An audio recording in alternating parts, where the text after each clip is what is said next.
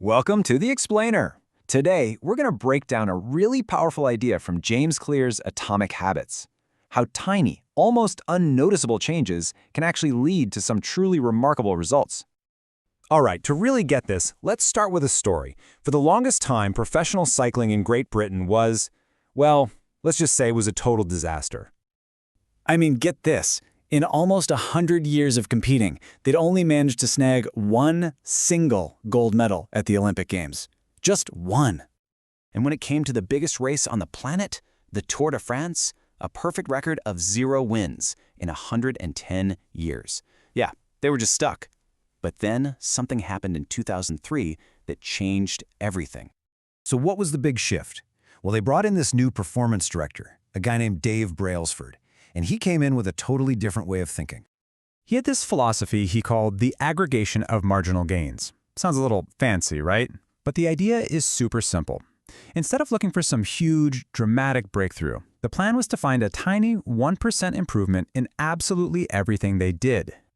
And Brailsford was convinced, he just knew, that if they did this with everything, I'm talking everything from the rider's diet to the shape of the bike seats, all those tiny little gains would add up. They would compound into something massive. Okay, but let's be real for a second. Does a tiny 1% change actually make a difference? I mean, it sounds so small, right? Well, the answer is a huge yes, and it all comes down to the magic of compounding. And the math on this is what really drives the point home.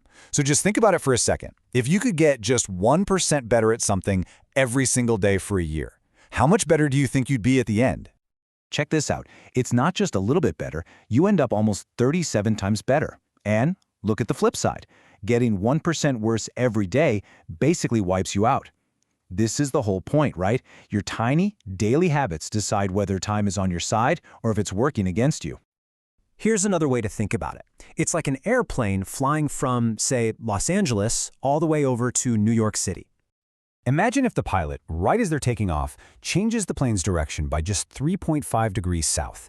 It's such a tiny shift, the nose of the plane moves just a couple of feet. No one on board would have a clue. But stretch that tiny change over the course of an entire country, and you don't land in New York, you end up in Washington, D.C.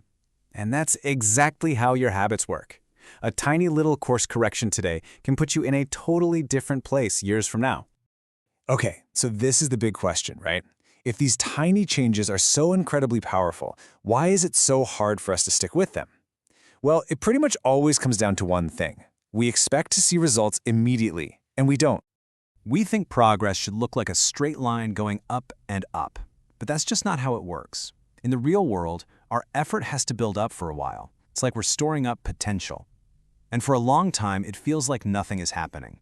This is what Clear calls the valley of disappointment. This next analogy explains it perfectly. Just picture an ice cube sitting in a really cold room. Let's say it's 27 degrees, and you slowly start to raise the temperature.